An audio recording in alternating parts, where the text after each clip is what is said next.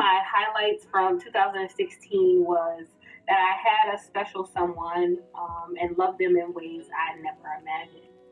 And it's kind of like, hey, Kendra, how was that a highlight? And it's a highlight for me because I've always struggled with vulnerability.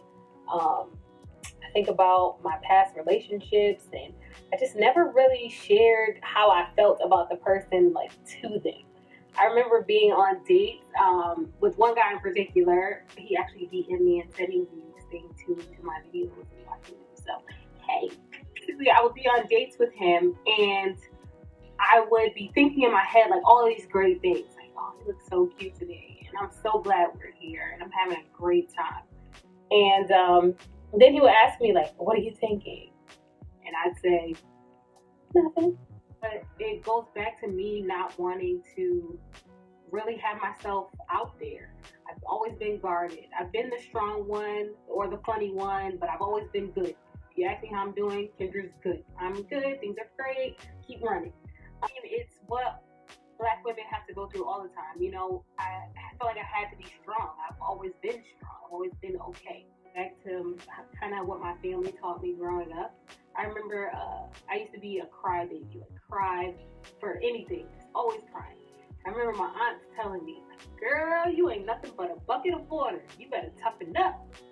So it wasn't until my special someone that things changed. After a tough relationship ended, I started having this conversation about vulnerability with my friends and family and people, at UConn that knew me and, could understand what I was going through. And I remember I started having this conversation with him. As we had the conversation, he saw me ugly cry and he still holds it against me. Why can't I be happy? Why? It's so ugly and like probably white snot on him and everything.